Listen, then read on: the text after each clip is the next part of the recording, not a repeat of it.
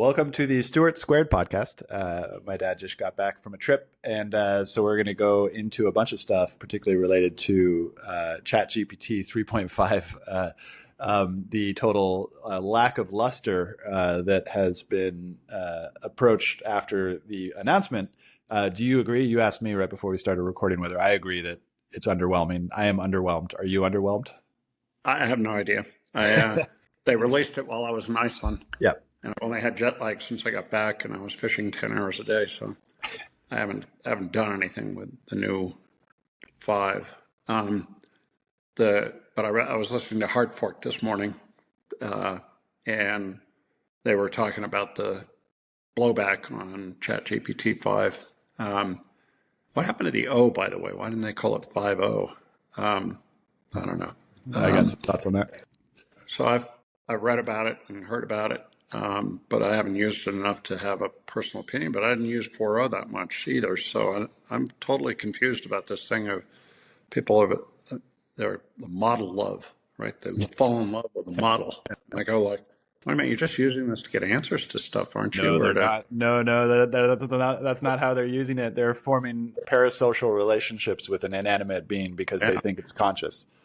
This is why the education is really important about that. It's not a matter of being conscious. It's a token predictor, but it's really hard to get that across because it's pretty abstract. So people are treating this as their best friend because it is a best friend. It always answers. It never judges. It does all these things. And this is what Sam Altman took away, which in that new release, he took that away because all the tech people are complaining because it's a sycophant. They all know it's a sycophant. But the masses love the sycophantry. And this is now Elon Musk is trying to get in on the game, and he's pissing off all the tech people like me with his like anime, stupid animation type of things. He's trying to win on Sam Altman in terms of the masses. And I'm just like, I'm so tired of it. I'm so tired of this bullshit. Like, but that's me personally. So what do you think? Yeah, but I mean, the global geopolitics of AI, there are winners and losers. We already see the losers, right? One of them is Grok. Another one is Llama. And how they're reacting to their losses is interesting. It's very typical of their personalities. Musk accuses Apple of favoring OpenAI and not promoting Grok, and so it's Apple's fault. So he always puts it off on someone else. Zuckerberg says it's my fault. We screwed up. And he's going to go out and spend a couple $1 billion recruiting a new team, which he's done. And so the superintelligence lab will do something, and we'll see what it does. And it's going to be proprietary because part of what they think the mistake they made was it's open source. Wow. So so they're promised they'll still open source part of it, but not the whole thing. And but Llama was completely open source. And DeepSeek is completely open source. So there are different strategies for this stuff.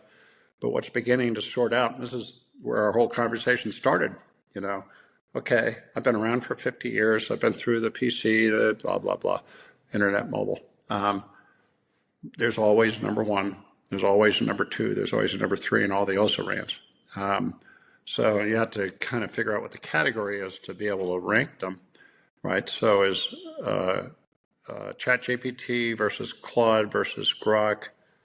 I have a folder on my phone with all of them in it because I can't remember. There's Meta AI, DeepSeek, Gemini, Claude. So where does Gemini fit into this? It's like, most people think that their independent chatbot is, or model is pretty good, but they're using it in search. So it's a different beast. A little bit like Grok is using Twitter. So it's a little hard to kind of sort it out and to say that, ChatGPT is number 1 among all chatbots. Yeah. There's also this productization thing that's going on right now, which is typical, right? You start with the technology and then people figure out how to apply it and it starts to be applied. And so there's this kind of tension between, well, a chatbot and a model can solve any problem. And yet, no, it doesn't actually work that way. Some are better at coding, some are better at whatever. And so as a chatbot, OpenAI's ChatGPT is clearly the winner. Even if people got pissed off because they deprecated 4.0 and then brought it back, but whatever, a couple months, everybody will forget about that. Apparently Claude had the same problem when they introduced Claude 3.6, I think it was, with Sonnet. A lot of people were upset that they got rid of 3.0. Yep. So it's a thing that happens. And it's part of the learning, right? You do this stuff and people react to it and you go, oh, well, the line on OpenAI is, well, we're serving 700 million people a week. There's going to be 100 million that think differently than you thought they would. Because when you operate at scale, it's a different issue than when you're just starting out. And they have achieved scale. Google has achieved scale. Llama, not so much. Claude in a particular way. Perplexity seems to have achieved scale.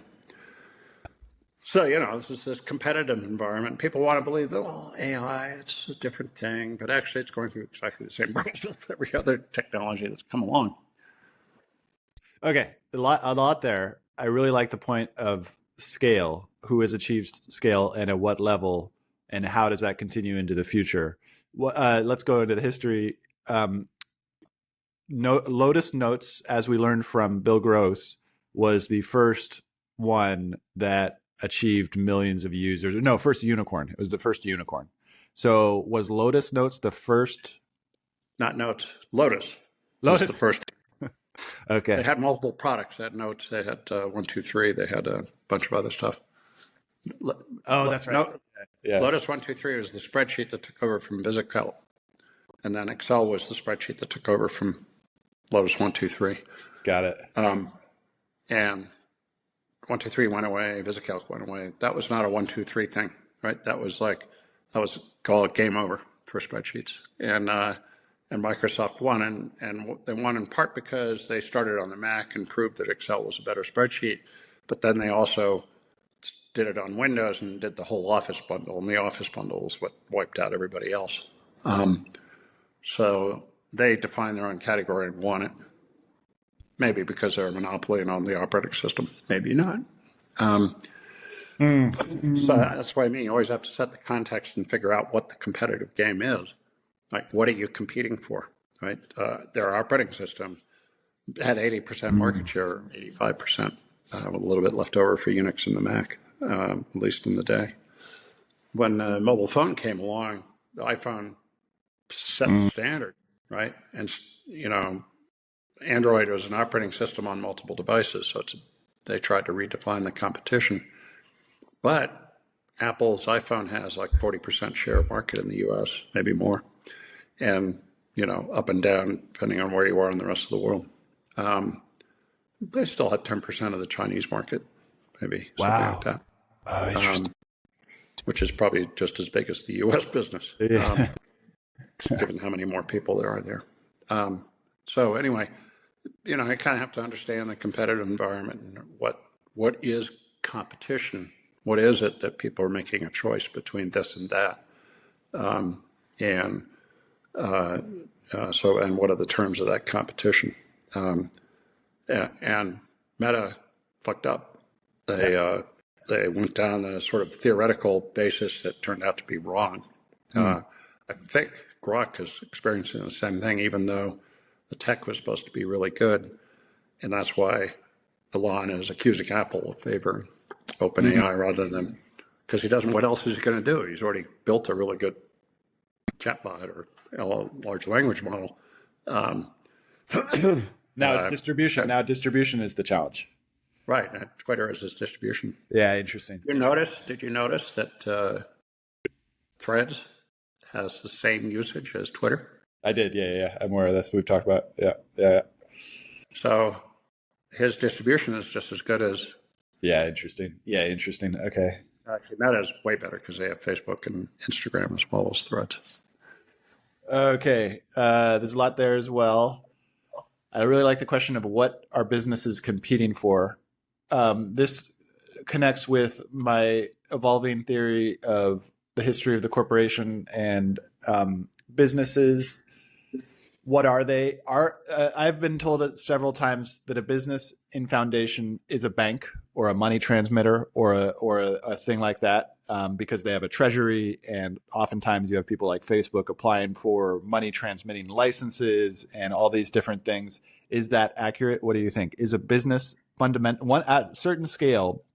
Is a business a bank? Well, a bank doesn't make anything. Businesses have to make something. That's the distinction. You have to have a product or a service that people buy. Yeah. In the case of a bank, the service is lending money and storing money. It's the money business. So banks are in a different position because they're highly regulated and because they're in the business of not losing people's money, whereas businesses are designed to take risk around making products. And services, right? What is the service layer? Well, services are a product, but Yeah. So yeah. Software is an interesting product because it's a service and a product. Software as a service, or SaaS, is software is a product, but paid for as a service. And there's always a lot of complications and nuances in here, but companies make stuff, whatever it is. Yeah. Banks don't really make stuff. They kind of keep people's money. Chase is not innovating. It took them like 10 or 15 years to build a working app. They're not innovating. They're innovating on financial products, but those are all speculative products. And what you're talking about is productive. A company like Apple has the supply chain. They do all this manufacturing. They create this valuable thing, and they need to take risks in order to compete with their competitors like Huawei. And so they innovate and they risk and they do all these things and they win and lose. Whereas banks are sitting there in their regulatory compliant thing. They have no reason to innovate because that would be too risky, because then they would lose their. But then there's the government that comes in, which is a whole other thing. That's the regulated part. Yeah. But you said something there that Huawei is Apple's competitor, and I wonder if Apple sees it that way. If Huawei was originally a company that made computers for services, enterprise stuff, and then they started making phones. Then they started making cars. Huawei actually makes cars. Yeah, interesting. Something that Apple wanted to do and just tried way before Huawei got to it, but wasn't able to pull it off. So I don't know if Tim Cook sits there and says Huawei is this big problem.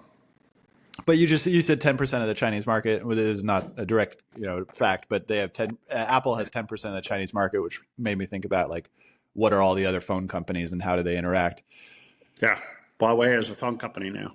They started as a server company and they migrated. They're making cars, but they're still a small part of the car market. BYD is China.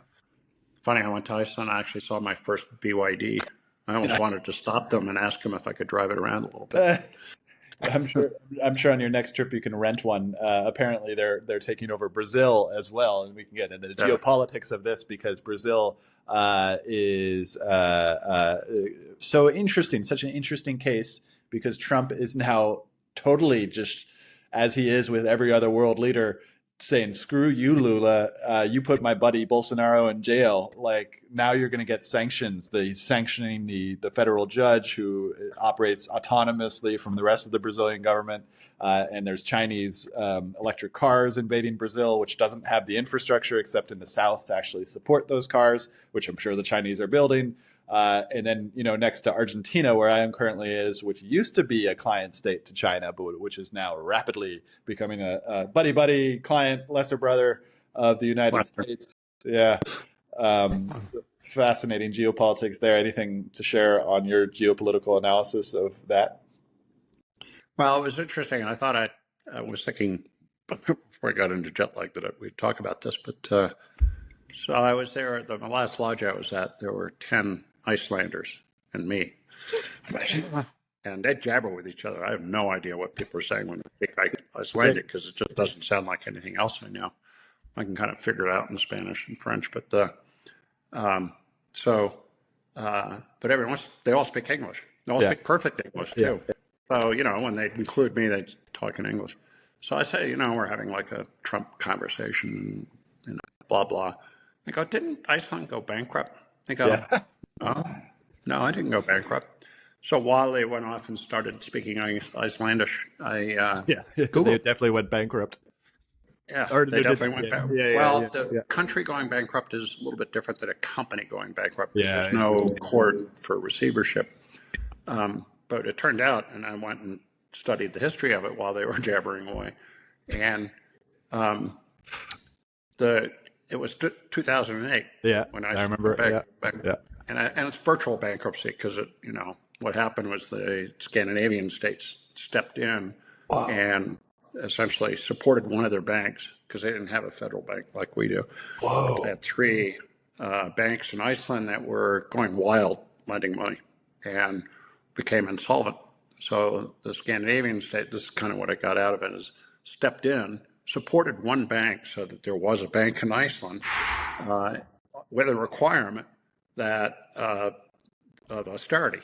And so they had to reduce the size of I mean, this is a country that only has 350,000 people in it. So it's a really interesting test case. Everybody knows everybody, right? It's a small town on an island in the north. And so, so they did what they had to do, but they have switched party, and it's a parliamentary system, so it's a coalition of parties. They have switched prime minister 6 times since then, right? So it's not like a Miles came in and like redid everything. It's like kind of collectively they sort of figured it out piece by piece, and the economy's in pretty good shape, and it's a wealthy nation relative to GDP per capita and stuff like that. And they've got all this kind of stuff going on, like they got all this bio stuff going on, and tourism. It's a pretty healthy economy there. And I think they're sitting there going, I think we're too small for Trump to notice. That's what that was what these 10 Icelandic guys, when they would deign to speak in English to you, said, is that They didn't actually say yeah. that, but I just had the feeling. Yeah. I was sitting there going, like, we're just Iceland, or don't worry about Greenland. And what's the connection to Argentina? Because I imagine you made some sort of connection to Argentina, because Argentina is big enough for Trump, and not only big enough, but has a new party in town that is very interesting. Because they avoided going bankrupt, just barely. Argentina was on the verge of being bankrupt. They owed so much money, and they were spending so much money on sort of bullshit services, government services, and subsidies, and doing price controls. They were doing everything wrong. And so when Milei came in, he had the opportunity to reset the game, and he's done that, right? He's an economist, so he knows what he's doing, unlike Trump. How do you solve the problem when your country is mismanaged? Like Germany in the 30s, where they had hyperinflation and people have wheelbarrows of money going around trying to buy stuff, and the whole system is screwed up. Well, what happened was Hitler showed up and straightened everything out in his own way. So it's an interesting question to ask. How do countries change the way they do business, so to speak, when it's not going well? Russia, get a dictator. China did it kind of voluntarily, as opposed to Russia, which was, he just kind of bowled his way in and took over. So I find that one of the most interesting things. How do you repair a broken country? Well, I've been learning a lot, and I mean, I'm more familiar with the Argentine situation than I am with the Icelandic, and it's really interesting because the Argentine situation is very tied up with the IMF and the International Monetary Fund, and there's a whole bunch of theories about the IMF, particularly a very, very interesting one by Confessions of an Economic Hitman, that was written like 15 or 20 years ago when I was still much more of a neoliberal, and I was like, okay, this is really happening. And now I tend to be a bit more skeptical about the conspiracy theories inside of the Confessions of an Economic Hitman. But in that book, he talks about how Ecuador was basically had a hit on them by the IMF because they took out the prime minister who was trying to create autarky in Ecuador, which basically means that they're trying to become self-sufficient. and then the president was killed or president died under suspicious circumstances. And the theory is that the IMF arranged that in the 1990s.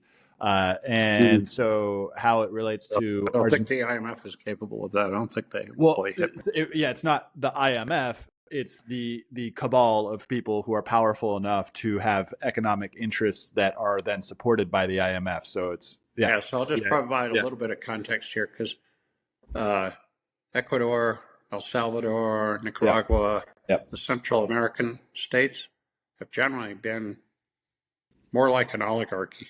That's right. Which is like 4 or 5 or 6 powerful families that are very rich, and they really run the country.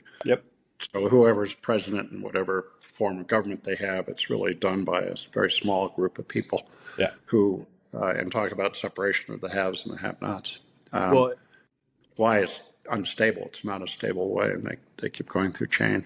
And that leads us back to Argentina, which is... Argentina, is it a two-party system or is it parliamentary?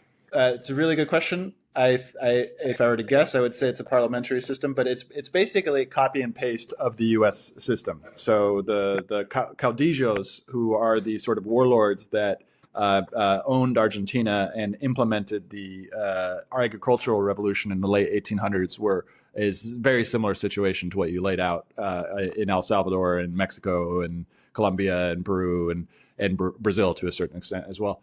It's a very similar situation. Copy and pasted the model because as everybody was getting Enlightenment ideals in our country with the founding, same thing was happening in South America among these caudillos. Everybody was looking to Europe, and they imported this model. United States did their thing. Argentina quickly followed and basically copy and pasted the Constitution. Was like, this is what we want as well. But then there's all these little differences. A big one, which is related to what we were talking about, is that it's run by caudillos. And so the caudillos basically owned all the agricultural land. And they had us in Buenos Aires. It was urbanized very quickly. Argentina was an urban country very quickly. You have a bunch of Italian and Spanish immigrants who came in the late 1800s.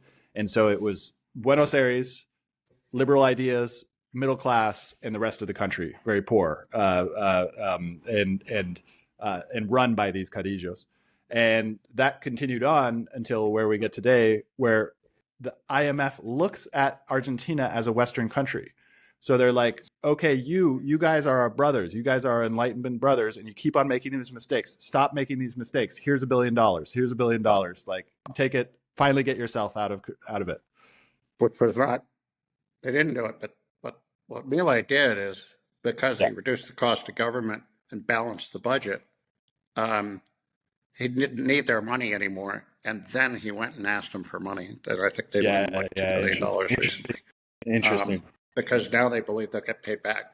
Whereas in the past, they were trying to prop the country up because the Kirchners, husband and wife, who ran Argentina for quite a long time, if I remember correctly, because there was one dominant party, right? Milei's the other party, which so I think it is functionally a two-party system. Maybe it's parliamentary, but they have a Senate. I don't know Argentina's political system, but the central question for me and why I'm interested in all this stuff is, what's it going to take for the U.S. to stabilize? Because it's not a stable country anymore. It wasn't stable under Biden. It wasn't stable under Trump 1, and it's really not stable under Trump 2, right? Our sort of fundamental principles are being challenged. And I believe that societies succeed and then fail. There's a cycle, right? The more successful you are, the more likely you're going to fail hard. And so, and it's, it is this kind of metronome going in any political system. And we were really, really successful. We had the reserve currency, we had this huge GDP, we had a lot of natural resources, we had a big middle class. And so peak, maybe in the 80s and 90s, we had this, we also, after Russia fell apart, we also were the military power of the world with no competitors. And that success is what predicted what's happening now, because it just doesn't keep going like that. You get used to being successful and powerful, and so you expect to continue to do that when other things are changing. And so I think we're in a crisis. Yeah. And it's really interesting to try to figure out. I actually think Trump is healthy for the country because, partially because he pisses off so many people. But he's also capable of forcing change in a way that no other president's been because he just doesn't give a shit and he just does what he wants to. Yeah. Yeah. And so can you rationally sort out what Trump is doing so to see what the future will be like? And our debt is a problem, right? And how are we going to get out of that? And ironically, Clinton was the last one to balance the budget, but mainly from economic growth, and some restraint. Interesting. But I don't think we can grow our way out of this. Yeah. Right? We are in danger of hyperinflation. Yeah. Because we have so much debt, and it's putting us in a corner where we, inevitably somebody will suggest we should do price controls. We did that once, actually, under Nixon. Oh, man. Wait, under Nixon? Oh, that's right. Nixon did price control. Nixon instituted price controls. And, I agree with what you just said about Trump being healthy for the U.S. in an interesting way. There's the surveillance state aspect of it, which I think is actually the unhealthy way. You just talked about Nixon implementing price controls. What is Trump doing with his tariffs? He's implementing mercantilism, basically protectionism. Like he's doing the opposite of what Malay's doing, which is the opposite of what Argentina has been doing for the past 100 years. Yeah, he's doing more what Kirchner was doing. Yeah, exactly. An interesting thing is when Hoover was in charge, the Smoot-Hawley tariffs were implemented. Yeah, exactly. Which exacerbated the Depression. Made it worse. Okay, so, oh man, there's a great thought I had there. Okay, so now it's gone. Nixon instituting price controls. U.S., Argentina. Let's talk about transformative tech because you said that we're probably not going to grow ourselves out of that. The big thing with Trump getting all these AI guys and the Palantir and SpaceX and all this thing was like, yeah, we can grow ourselves out because we're going to accelerationism, which has now collapsed. I remember the point that I wanted to make about federalism.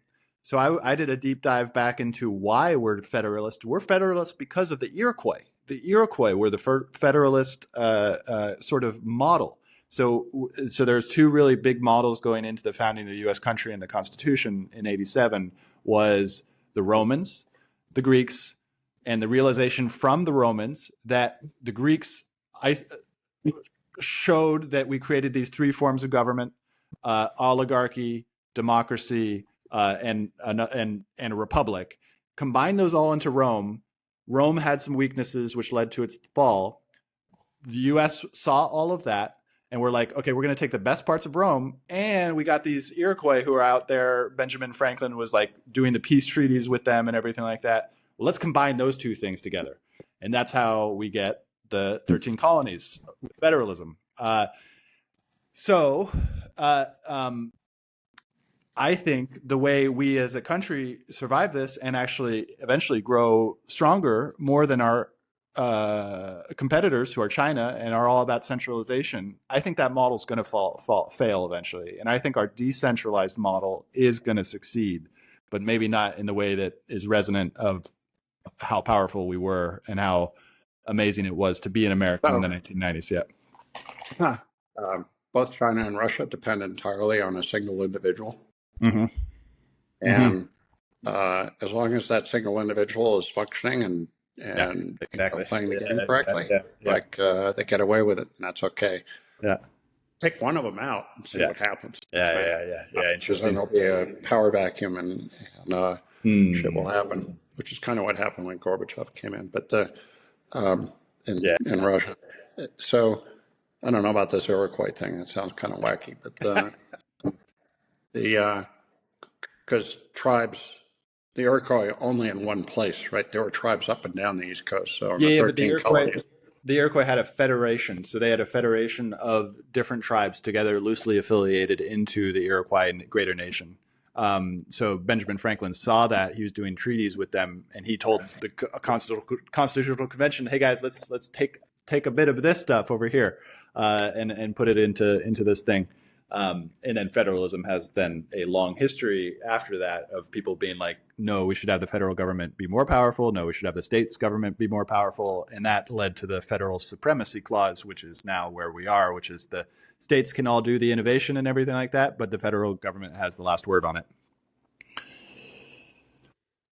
Okay. So learned. So there's nuance there, which is that there was the Declaration of Independence, and the idea was that all of the colonies each managed themselves, right? Yeah. It was a very loose federation of colonies, which became unworkable because they all charged different taxes and had different militaries and all this stuff. So the Constitution was actually 15 years after, something like that. There was a big delay, and I don't think Ben Franklin had a lot to do with the end of the revolution, but I think he had a lot to do with the the Constitutional Convention. Interesting. And the other guy was Alexander Hamilton, who did the underlying conceptualization of the Constitution, that checks and balances, right? You have a federal government, but you still have to have checks and balances so it doesn't go crazy. And the states have to bow to that, and they pulled that off, and that was the miracle. And you referred to it, it's 1787. And so the Constitution is the model, and no one's ever done a Constitution like we have that has checks and balances and a system that doesn't depend on any one person, and that's the weakness in both Russia and China. And problem is both of them are relatively young. So they've got a good 20 years to go. And they don't really care about succession. Well,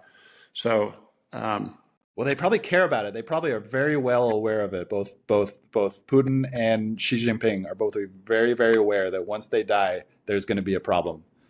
Well, the other one is Kim Jong-un. In North Korea, who has been spotted now for the last 18 months taking his daughter visibly, right? She used to be hidden. Nobody knows who his wife is either. But he is clearly grooming his 14-year-old daughter to take over.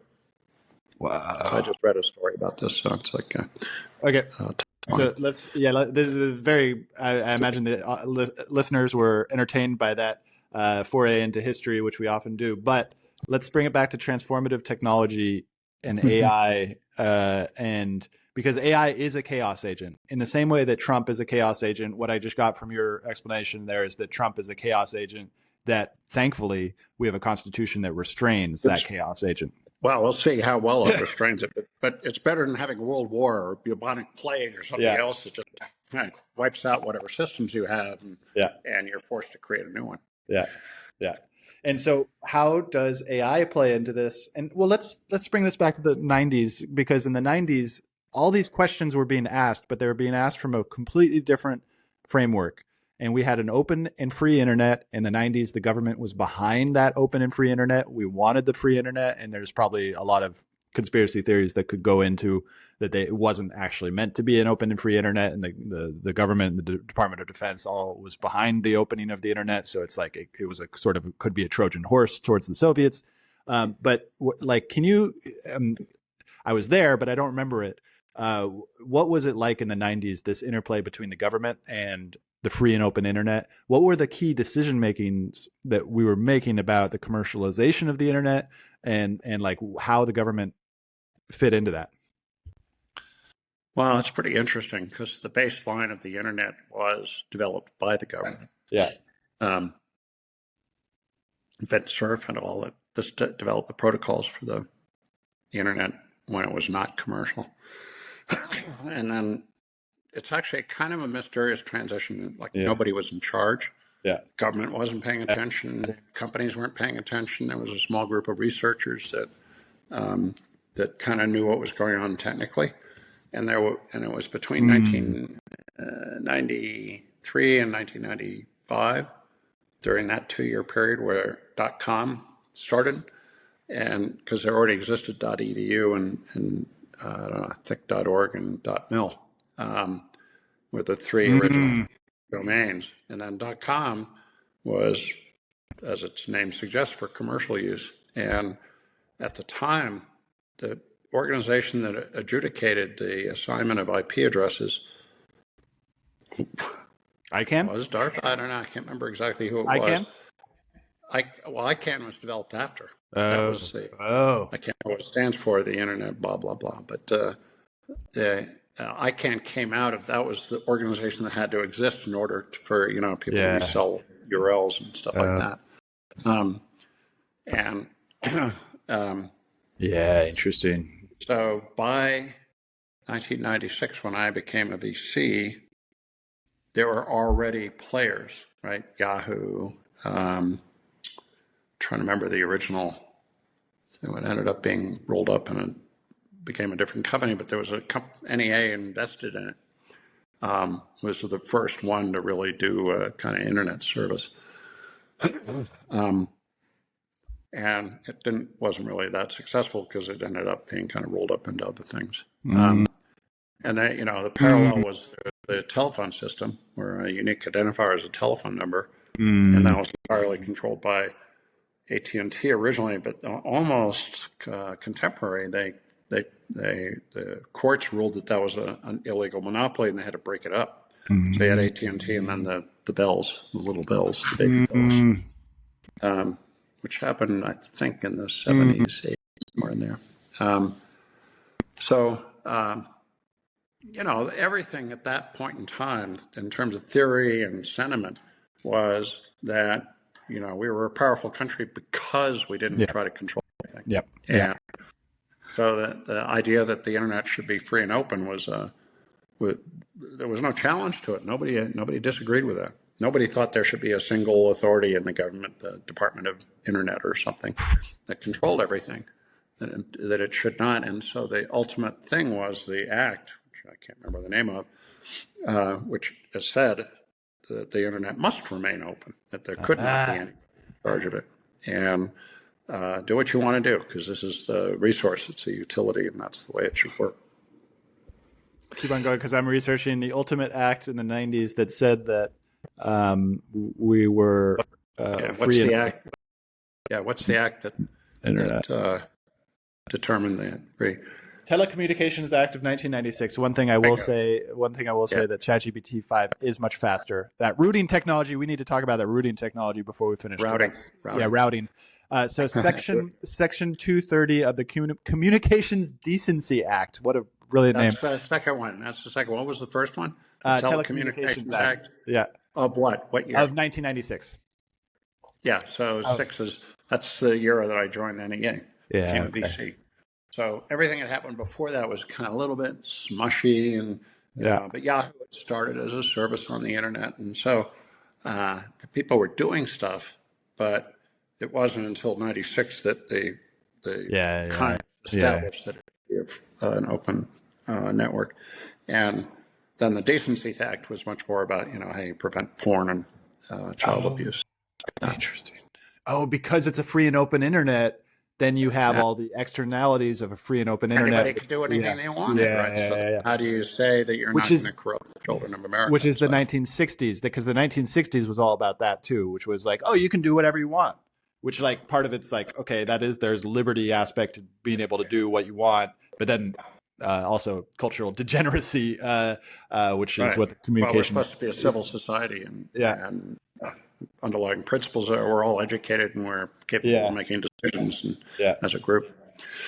So the last 15 minutes or so, I might want to go a bit longer, because this was all about routing, right? Because you had the internet, you had network protocols, you had 1994 was when you first got on the internet. 1996 is when the government's like, oh man, we gotta do something about this.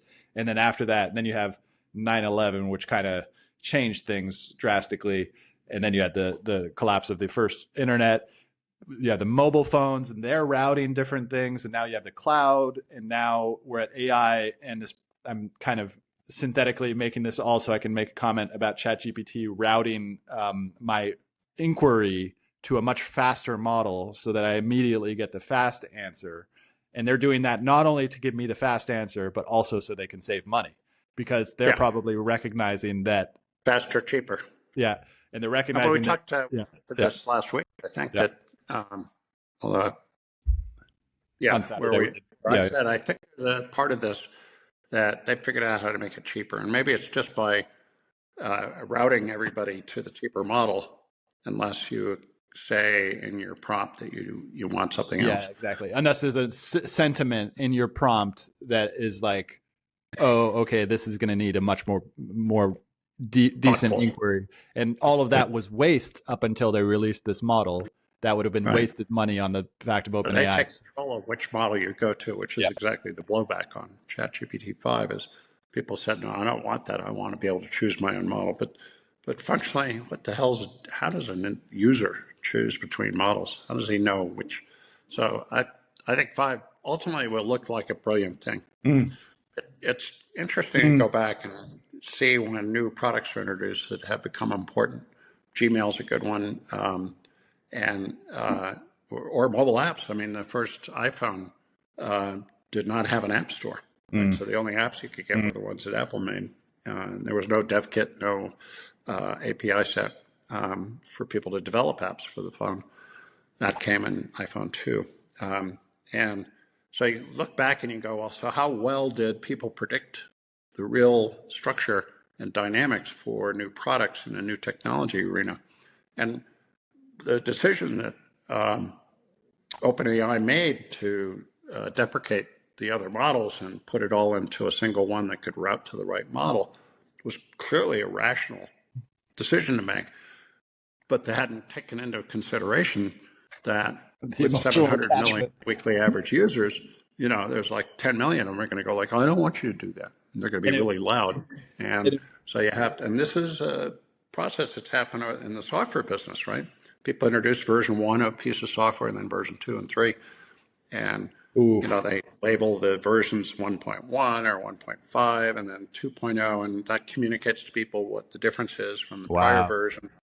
And in software, people got used to this process and the software makers got used to the process so that now Microsoft and Apple both do broad beta tests, millions of people on new versions of the operating system so they can find out what people are going to think before they say, oh, this is final and now standard. There's different ways of kind of at scale figuring out how to accommodate the users. Oh, brilliant. Okay. And OpenAI just got a really good lesson in that.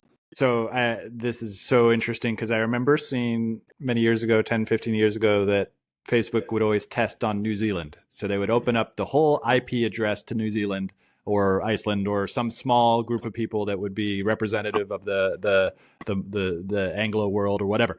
And they probably did this in like giant states inside of India that they would. But so that was an emotional attachment to a graphics interface. That is very emotional. Every time they shift it, it pisses off a lot of people. Liquid glass. Yeah, Nobody has it exactly. But it's in beta right now, and you're seeing how people react to it. But God, it's just new. It's like superficial. But other people going, no, it's emotionally and but that's what I'm saying. And the language, the linguistic, because now it's a linguistic prosthetic. It's not just I have to go on this site in order to get this thing. It's like, oh, this thing that I've developed a linguistic relationship with, which is the same way that I relate to other human beings. That thing just changed. So it's like that is a much bigger emotional investment than linguistics. Not quite right. It's an emotional attachment. Right? I was listening to Hard Fork on the coming home before we started, and they were talking about this thing that on Reddit you go look at the comments and people, the comments like, I just lost my best friend overnight. This 4.0 helped me through emotional trauma and blah blah blah. It's like, whoa. Well, so and if anybody's listening to this and has this relationship to the LLM, it makes a lot of sense. I imagine if they're still listening, they probably have it. But like the AI psychosis is a real problem, and it requires a cognitive armor. And it's really important to help share the tools about cognitive armor. But I think that have you ever seen the studies that have been done on human beings, but also monkeys, where they try to replace the monkey with a metal monkey, and they have a bond? I actually saw a video of a koala who was taken from its mother and then given a soft plush toy to try to like separate its mother. That's what's going on right now, and like that's a really big thing. It's like really hard to intervene, because it's also like psychosis. Like there is a sickness going on. Yeah, it looks like you were about to say something. So, yeah, because 40 years ago, Congress wanted to pass rules about video games. Yeah, because there interesting. was too much blood and gore. Yeah, And they were not people who actually played video games. yeah, But they perceived that most of them were young people, and they felt that this would be damaging to the young people. And that's actually where the Decency Act comes from. But now 40 years later, you look back and you go, well, no, actually, it was teaching people core skills. Yeah. About how to do processing information more than one piece at a time, and how to react in real time and deal with things. That's actually a core skill in the internet world. So every time you see people reacting to something new, and they're reacting to the inherent change in the new thing, doesn't mean that the new thing is invalid. It just means that people are resisting the change, and they get over it. Right. So wait a while. Get back to 4.0.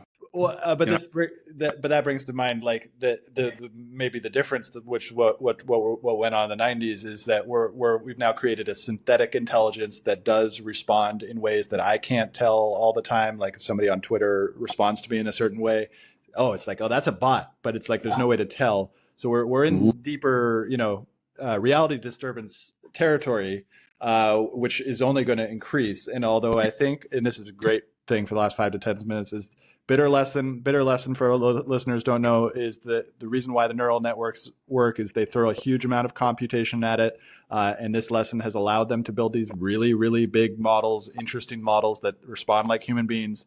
That now seems to be coming to an end in terms of just throwing compute at it.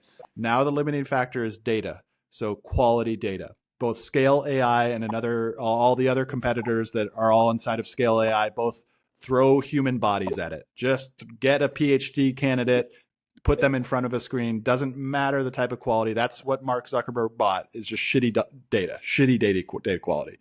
Surge AI is a company that does high quality data, and they've figured out how to build technology.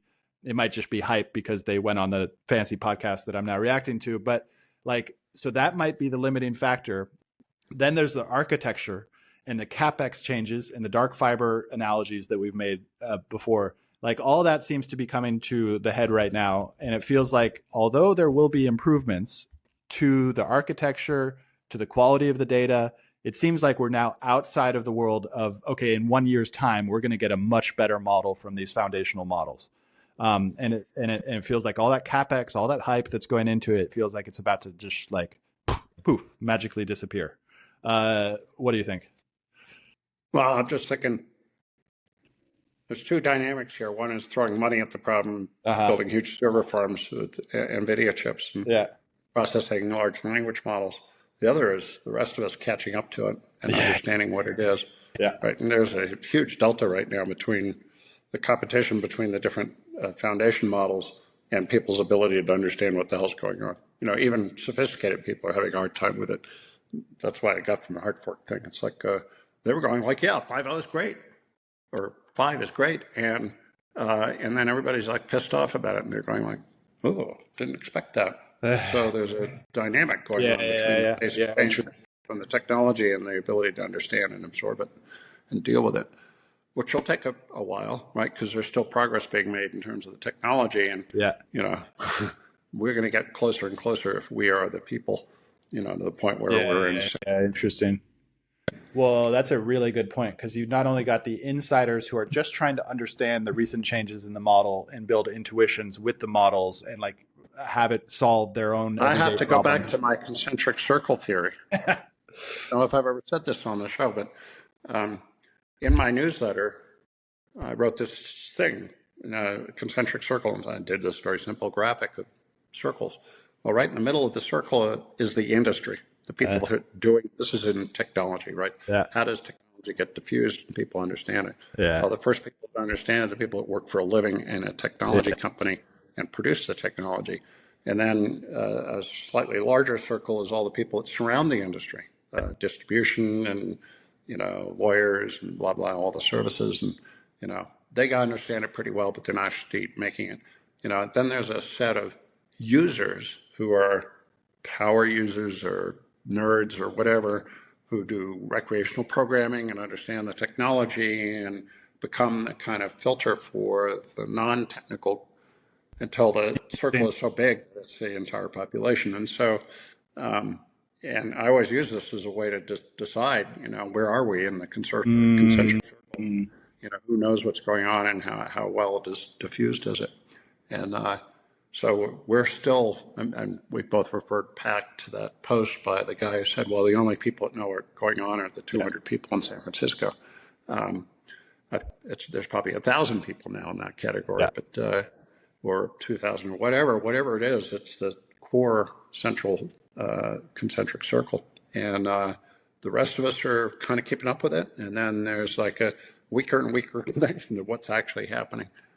But by the time that concentric circle, the level of understanding there gets out to the outer circles, then, this is a lesson that OpenAI just learned. Right? They have so many users now, they have to operate at scale and they have to think differently than they did when they were just trying to beat the crap out of Claude. Claude. Brilliant. Okay, that concentric circle, I don't know how I missed that, but that does explain what I was just talking about. But the trippiest thing is that the people in the industry have access to a smaller circle inside the circle, which is a rapidly accelerating intelligence that they now depend on to do everything. How does that? I mean, Mark Zuckerberg going out and spending $1 billion on new people to move it forward is interesting. That's it right there. He was looking for the people that are in that tiny little circle in the middle. And it's eating itself. And this gets into the singularity theories of once you're on the train, once you're on the singularity train, if you're not on it, you have no idea what's going on inside of the singularity train. And it's sort of like a hard takeoff in terms of intelligence. So that's kind of what I'm having trouble. I'm not in this inner core. I'm having trouble keeping track of this stuff. Yeah. And I've been doing this for 50 years. So I've always been able to keep track. So I'm a little concerned I'm too old for AI. Just like I can't keep up with it.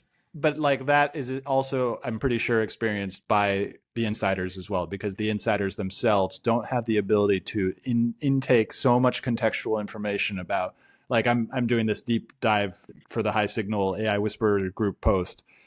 And so I would say that I have a good level of ability to take in a lot of information and find signal within that noise.